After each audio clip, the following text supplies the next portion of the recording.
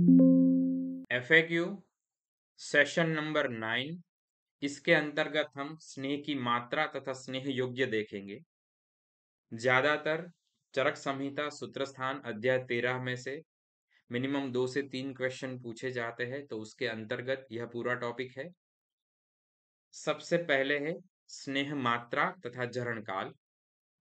तो इसमें बेसिकली दो आचार्यों के अलग अलग मत है, चरक संहिता तथा अष्टांग हृदय अर्थात वाग्भट।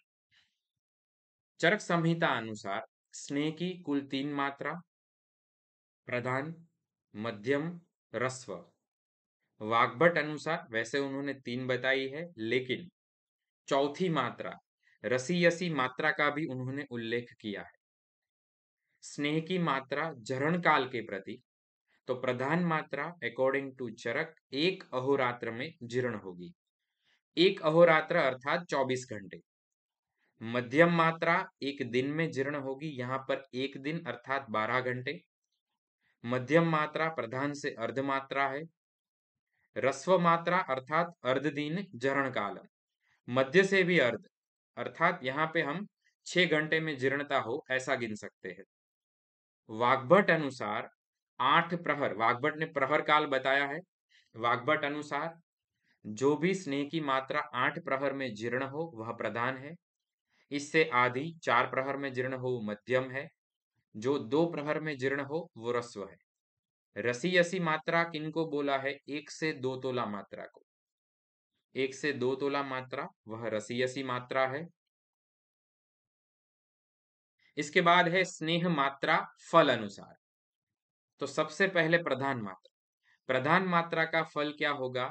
विकारम शीघ्रम शमयेत। जैसे ही प्रधान मात्रा का सेवन होगा, विकारों का त्वरितता से शमन होगा। यह मात्रा कैसी है? सर्व मार्गम अनुसारी। ज्यादा है तो नेचुरली सभी मार्ग में जा पाएगी। बल्य है तथा पुनर्नवम करी, शरीर को पुनर्नव बनाती है प्रधान मात्रा। चरक अनुसार मध्यम मात्रा कैसी है? मंद विभ्रंशा। मंद विभ्रंशा मोस्ट आईएमपी एनटीए पैटर्न में पिछले 2 सालों में यह पूछा गया क्वेश्चन है। इससे पहले भी मोर देन 4 टाइम्स यह क्वेश्चन पूछा गया है। मंद विभ्रंशा याद रखिए, मंद विभ्रंशा इज इक्वल टू मध्यम मात्रा। सुखेंच स्नेहनम, सुखपूर्वक स्नेहन के लिए मध्यम मात्रा प्रयोगी है। तथा शोधनार्थम मध्यम मात्रा, शोधन वाला क्वेश्चन भी एनटीए पैटर्न में पूछा गया है। खास याद रखिए, शोधनार्थम च मध्यम मात्रा। ह्रस्व मात्रा कैसी है? स्नेहनम, ब्रूहणम, वृष्यम, बल्यम, निर्बाधाकारी। निर्बाधाकारी अर्थात जिसके सेवन पे और कोई व्यापद वगैरह उत्पन्न ना हो या फिर कम हो, यह मात्रा वृष्य तथा बल्य भी है। वाग्भट अनुसार प्रधान मात्रा जो है स्नेह की, वो शोधन के लिए हितकारी है। यहाँ पे आपको खास याद रखना है, चरक संहिता का मत तथा वाग्भट का मत दोनों परस्पर समान नहीं है। चरक अनुसार मध्यम मात्रा शोधन के लिए श्रेष्ठ है। वाग्भट अनुसार प्रधान मात्रा शोधन के लिए श्रेष्ठ है। चरक अनुसार शोधन के लिए मध्यम मात्रा, वाग्भट अनुसार शोधन के लिए प्रधान मात्रा। वाग्भट ने मध्यम मात्रा में शमन प्रयोग बताया है, अर्थात शमन मात्रा जो है उसके लिए मध्यम मात्रा का प्रयोग करना है। स्नेह मात्रा तथा उसके योग्य पुरुष। योग्य पुरुष से यहाँ पे मीनिंग यह है कि कौन कौन से रोगों की स्थिति में कैसा स्नेह देना है। प्रधान मात्रा स्नेह कौन सी स्थिति में दे है? गुल्म, विसर्प, उन्माद, मूत्रकृच्छ। यहाँ पे आपको खास करके यह 4 रोग याद रखने हैं, गुल्म, विसर्प, उन्माद, मूत्रकृच्छ। याद कैसे रखेंगे? इसमें से 3 जो रोग है वो डायरेक्टली वात वृद्धि एक्सेस वाले हैं, गुल्म, मूत्रकृच्छ, उन्माद। इसके अलावा एक रोग है विसर्प, आप इस तरह से याद रखिए। विसर्प को यहाँ पे आपको खास करके याद रखना है, क्यों? क्योंकि वो स्किन पे देखने वाला कॉमनली प्रेजेंटेशन है। मध्यम मात्रा में ज्यादातर स्किन वाले हैं, कुष्ठ वगैरह। तो यहाँ पे आपको खास याद रखना है, विसर्प में प्रधान मात्रा, मध्यम मात्रा कुष्ठ में। मध्यम मात्रा का अन्य प्रयोग है कुष्ठ, प्रमेय, मृदुकोष्ठ। मृदुकोष्ठ खास करके प्रश्न में पूछा जाता है, इसको आपको खास याद रखना है।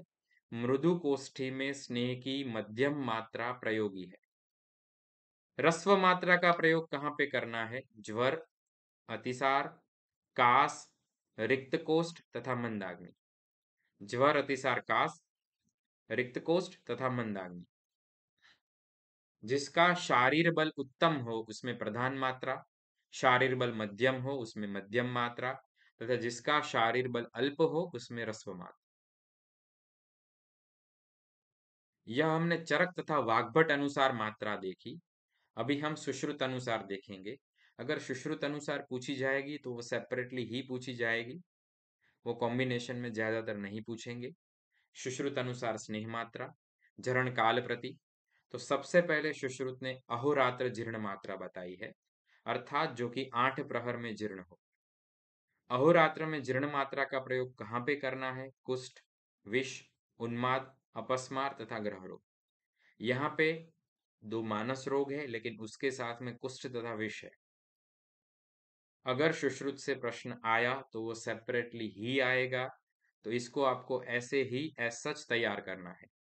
स्नेह की जो मात्रा एक दिन में जीर्ण हो, एक दिन अर्थात 4 प्रहर में जीर्ण हो, कौन सी स्थिति में प्रयोगी है? मद, मूर्छा, ग्लानि।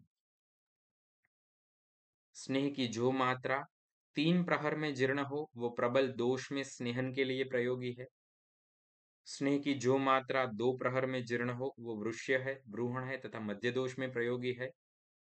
स्नेह की जो भी मात्रा 1 प्रहर में जीर्ण हो वह अग्नि दीपन के लिए तथा अल्प दोष में हितकारी प्रशस्त मात्रा है। आचार्य सुश्रुत ने कुल स्नेह की 5 मात्रा बताई है, जो अनुक्रम से 8 प्रहर, 4 प्रहर, 3 प्रहर, 2 प्रहर तथा 1 प्रहर में जीर्ण होती है। सबसे ज्यादा वाली मात्रा जो है वो मानस रोग तथा कुष्ठ विष में प्रयोगी है। 4 प्रहर वाली मात्रा मदमूर्छा में प्रयोगी है। 3 प्रहर वाली मात्रा स्नेहनार्थम प्रबल दोष में श्रेष्ठ है।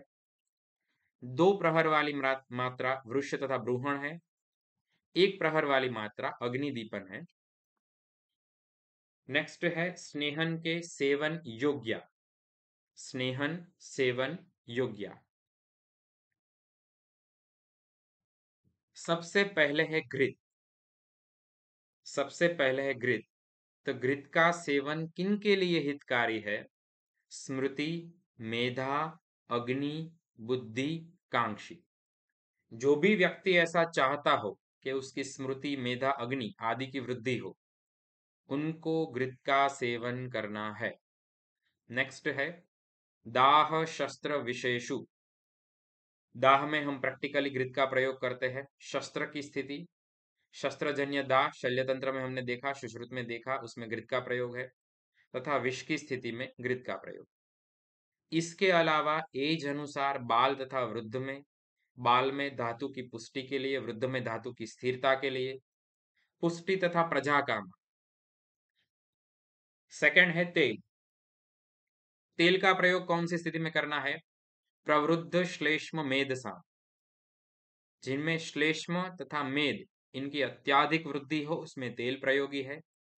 कृमिकोष्ठ तथा क्रूर कोष्ठ, यह मोस्ट मोस्ट मोस्ट आईएमपी प्रश्न। कृमिकोष्ठ तथा क्रूर कोष्ठ में तेल प्रयोगी, नाड़ी व्रण में तेल प्रयोगी। इसके बाद है वसा।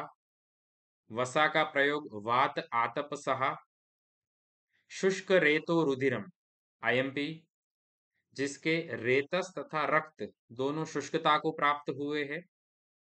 अस्थि, संधि, शिराओं में महारुजा की उत्पत्ति। यहां पे आपको महारुजा वर्ड याद रखना है। महारुजा में वसा, जिसका अग्निबल ज्यादा हो या फिर श्रेष्ठ हो उसके लिए वसा। जो व्यायाम से कर्षित है, अत्याधिक व्यायाम किया है जिसके कारण जो सूख गया है, उसके लिए वसा प्रयोगी है। तथा निष्पीत कफ मेदसा। चौथा स्नेह है मज्जा। मज्जा का प्रयोग कौन सी स्थिति में करना है? दीप्ताग्नि क्लेश सहत्वम, जिसका अग्नि अत्याधिक दीप्त है, जो क्लेश को सह पाता है। घस्मरा, यह आपको खास याद रखना है। घस्मरा यह वर्ड संस्कृत में ही पूछा जाएगा। घस्मरा में कौन सा स्नेह प्रयोगी है? मज्जा। क्रूर कोष्ठ में मज्जा प्रयोगी। आगे हमने देखा, तेल में हमने देखा कृमि कोष्ठ तथा क्रूर कोष्ठ। तेल में हमने देखा कृमि कोष्ठ क्रूर कोष्ठ। यहाँ पे मज्जा में आप देखिए, मज्जा में बताया गया है यहाँ पर क्रूर कोष्ठ।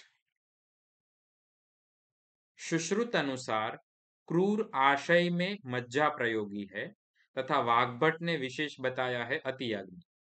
चरक ने जो दीप्ताग्नि बताया है वही वाग्भट ने बताया है, केवल शब्द में भेद किया है अत्याग्नि।